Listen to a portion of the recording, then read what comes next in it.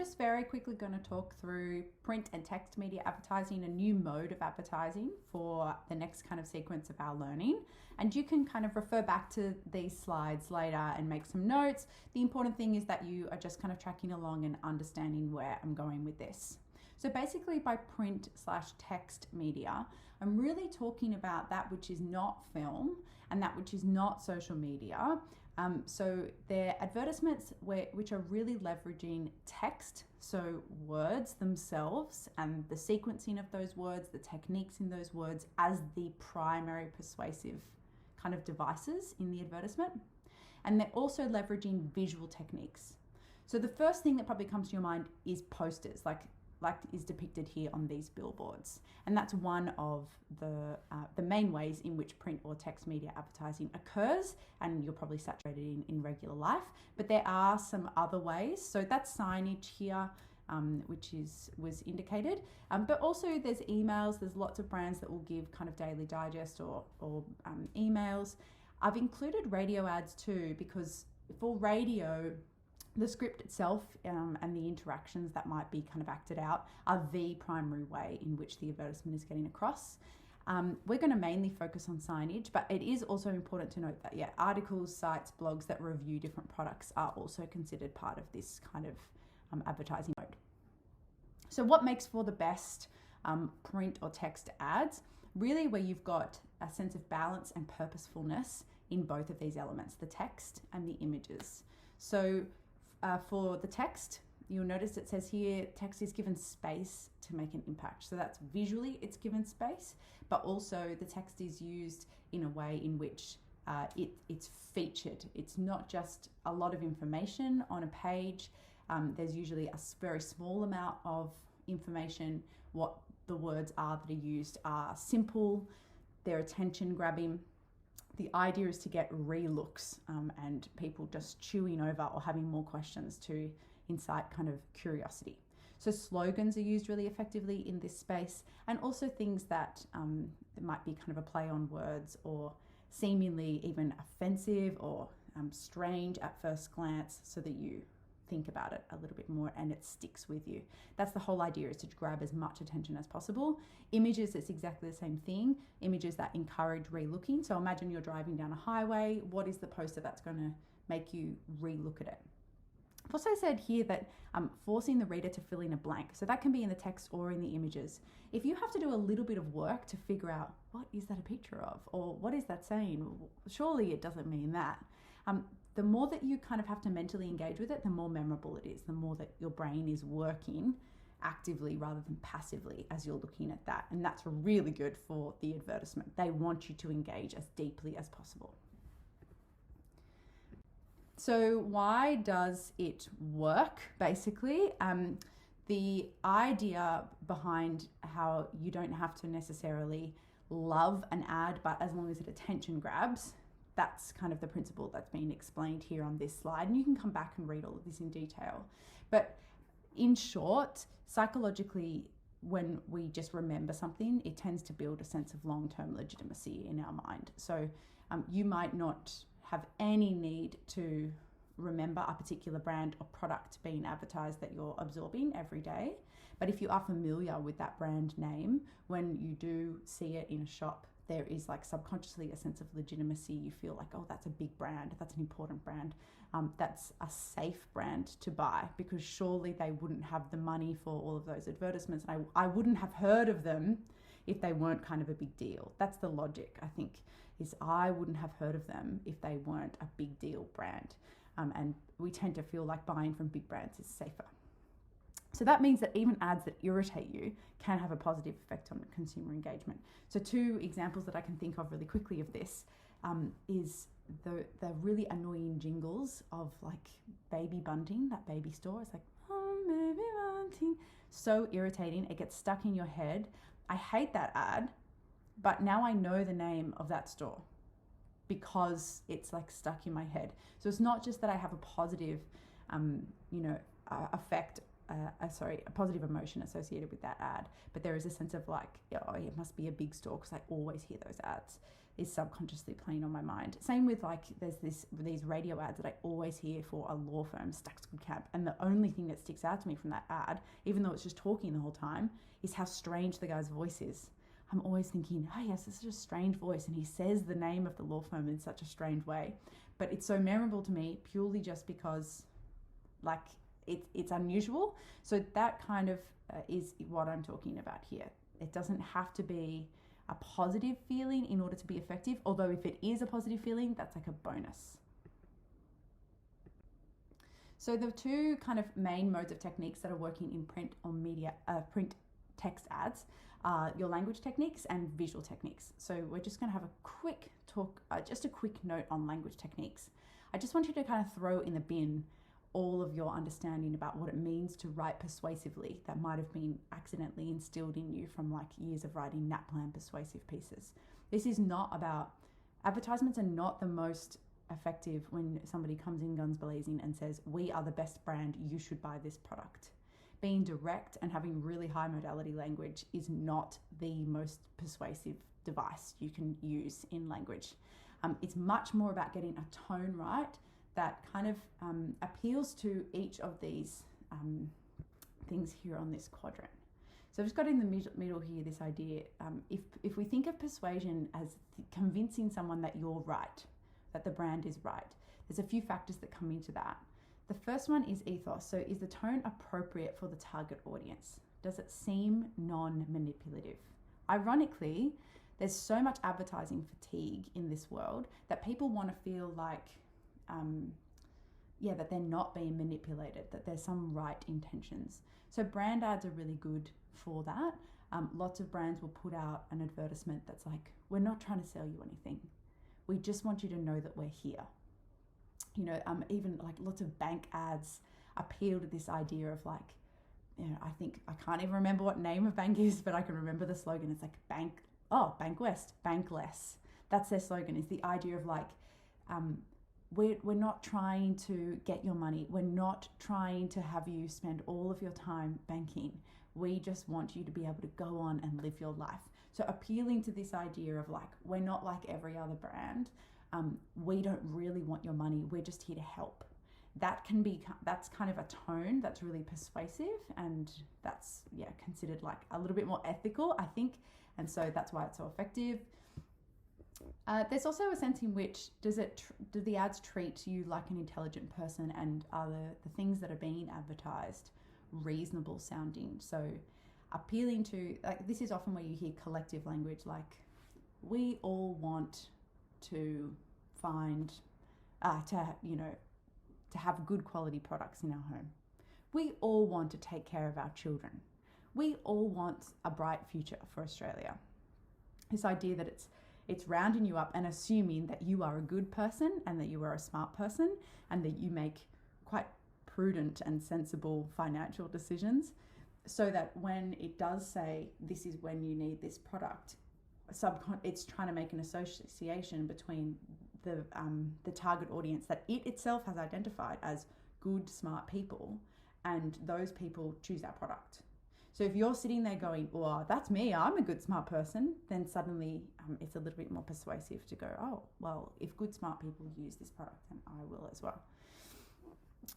Pathos is sounding right. Now, this is really the aesthetic value of whatever slogan or message is being conveyed. It's stupid, but there is this kind of idea that we have subconsciously that if something sounds good, if it's kind of quippy or whimsical or has a nice flow or rhythm to it, if it rhymes, if there are like any of those aesthetic properties to the slogan, that it does seem more credible to us. We kind of think, like, I've heard people say out loud, it rhymes, so it must be true. Like, that's kind of the package of how we approach idiom and all kind of adage like that. Like, there's a sense in which we think if it sounds right, it is right. So that's one thing as well. And then telling the right story. This is a bit bigger. This is more about, is it in good taste that this brand that's associated with these things would be telling this story or sending this message forward. So this is more that if you don't get that right, you can really crash and burn. There have been times in which brands have tried to, almost associate themselves with I don't know, like a particular social issue or something like that, and people have found it quite offensive because they might be a huge contributor to the social issue indirectly. So some message that's supposed to be inspiring or show that the brand is really ethical or good for the world, whilst they're simultaneously notorious for doing something unethical, is likely to cause a lot of controversy and maybe people to back away from the brand entirely. So that's a really important factor as well. The visual design techniques are obviously of great value, and so we're just going to go through a couple of posters and talk about what makes them effective, starting with this one. There's a lot to unpack in this ad. It's a really, really impressive poster. It's by L'Oréal Paris, which is a makeup brand. You can probably tell that because they've featured the lipsticks very prominently here. But the most, probably eye-capturing thing about this ad is this heading here. This is an ad for men. So at once that's provocative because it's subverting a stereotype. This is a very feminine, stereotypically feminine brand. It sells makeup products. So that does kind of warrant a bit of a double take. Even the use of this small text here, I think, warrants a double take because you kind of go, what's the catch? And you look at that text there. And what it says here is hire more women in leadership roles. We're all worth it. This is an ad for men, hire more women in leadership roles. Now, what the heck is a lipstick company doing with just an ad saying hire women in leadership roles? So this is not an ad for makeup. I think that's the most subtle and clever thing about this ad, is that this is a brand ad. L'Oreal is really trying to put themselves at the center of kind of a feminist push, I suppose. They're trying to make an association between them, a very stereotypically feminine brand that sells makeup, and also women in the workplace. They're trying to say we're aligned with that. We're not against kind of women advancing in the world. We want to be kind of front and center, and we want to make an association that we're for women. We're for the kind of progress of women and equality in the world. So there's that factor, that this is, just a brand association there. You've got kind of the use of the slogan here, which traditionally their slogan is because you're worth it. So you're kind of individually talking to the audience. And here we've got we're all worth it. So just notice that saying we're all worth it automatically makes an assumption that the writer of this ad is a woman. So that's designed to build trust for women. So even though it says it's an ad for men, it's an ad for women. We're all worth it. So we've got that. It's pluralistic, so it's got this kind of sense of solidarity, like we're coming together. So it implies that L'Oreal has always been there for women individually, but also is now here for women collectively. It was there for you, woman, and now it's here for women. So that's kind of the real charm of that very subtle little twist on those words there. It's very, kind of advocate-y. We've got the use of the product that they're selling and that they do sell front and center. Like it is right here. It's attracting a lot of attention. But again, this is not a makeup ad, and that's what's clever about it. These products are being used as a visual, as a graph. And what is the graph showing? It's showing the profitability of hiring women in leadership roles. So even here, we've got kind of, playful use of the product as a graph. It's repeated mixing of these ideas, like showing that femininity can be powerful or business focused, because we've got like a graph is usually associated with like workplaces and, productivity, blah, blah, blah. And yeah, we've got the use of the lipstick. So it's kind of a clash of the stereotype and also the meaning of the text. So that's really lovely. And despite all of that going on, it's overall quite an aesthetically clean ad. It's pretty simplistic to look at. There's a lot of negative space used, just bold colours. We've got the red colour association. And in this ad, we've got red, which, does kind of indicate sensuality and femininity, but also it's very powerful in this context as well. One more thing I will say is about this use of the word ad. I think this is so clever. this is what I was talking about with the good intentions and trying to look like you're not trying to manipulate people. So on top of the fact that it's not directly selling a product, which makes it seem a little bit more like ethical rather than saying buy our lipsticks because we love feminists, it says this is an ad. The fact that it acknowledges that it's an ad, I think subconsciously makes us feel as though it's been a bit more transparent and ethical. So that's another thing as well. Here's some more posters. I've just realised I've covered some of the text here. What makes these posters effective? So there's lots of negative space. Again, they're quite aesthetically pleasing to look at. They're a bit more artistic than they are. They're the opposite of what we might traditionally expect ads to be with, like sale, sale, sale, sale, sale. They're just lovely to look at. There is a real sense in which the use of symbol like this with the paint swatches is really effective. I think that what happens when we look at an image like this, which is not directly an image of chips, but we recognize it as chips, is that we have the emotional response of going, I know what that is. And somehow, instead of us feeling like, I know what that is, I must be brainwashed, we think, I know what that is, I must be smart. And like, I think it's just this like slight little kick of endorphins when we like mentally process the image and figure it out, much like when we see those, stupid things that are like all the sentences written with all these misspelled words, and it says something to the effect of, if you can read this, remember how powerful your brain is that you can read words that are misspelled. Wow, the brain is so beautiful. It's like almost like the same mental equivalent thing. We figure this out, and we don't think that's because I've seen so many images of Macca's chips in my life, and this color is so, like, the color association is so prominently associated with McDonald's. Instead, we think, oh, that's clever. I know what that is. Not everyone would know what that is, but I know what that is. Like, deep down, I think we think that. And also, like, then therefore instills this idea that Macca's is like deeply connected to us in some way. Let's talk a little bit about the moving day angle. I think this is, again, really, really clever because it doesn't say buy Macca's when you're moving house. It just says happy moving day, which again is like so much less manipulative, but so much more powerful because it's assuming that you are buying Macca's on moving day. And in some way, it's saying everyone does this. Don't you do this? You're moving house. Aren't you going to get Macca's? That's like an Australian tradition. We all get Macca's when we're moving. And then we've got, obviously, the use of paint swatches is like a nice little symbolic reference to moving and moving house. So it does make the association between these two things, which is, again, so specific. Moving house is such a, one-off event. It doesn't happen all the time for people. By just targeting that, making that association, it turns it into almost a tradition to get Macca's when you're moving. And also, for everyone who's not moving, they still have the same interaction with the ad, but they don't feel like they're trying to be manipulated at all. So that's another reason why it's really effective. These I've seen everywhere. They're, again, really effective in their simplicity. So we've got look up featured. It's always there, salient bold type text that's center framed right in the middle.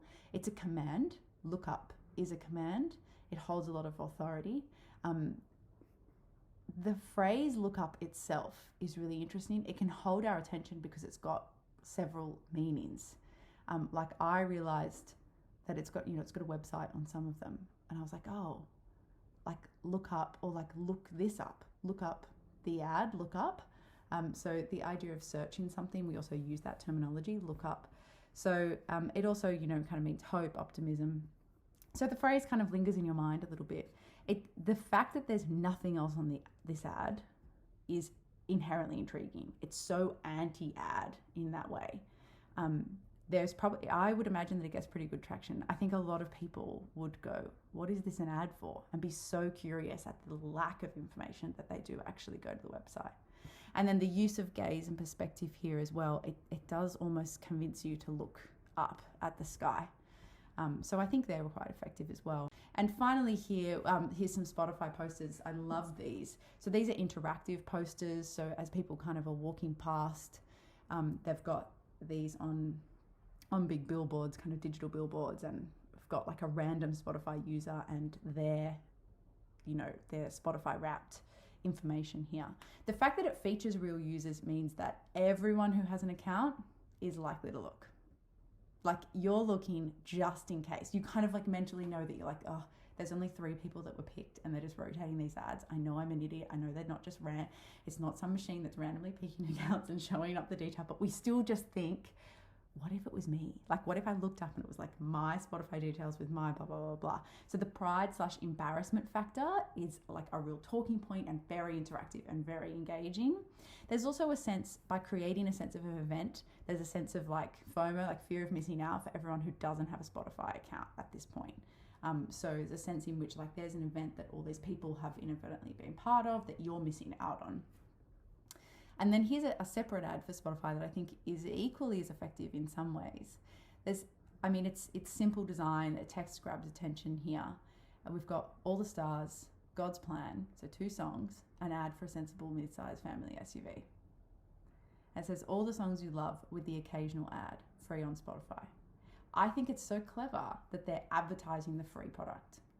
They're advertising the free product and poking fun at the fact that, like, this doesn't seem that bad, but also it's a bit of a joke because no one wants ads. So inadvertently, they're selling the premium no ad product.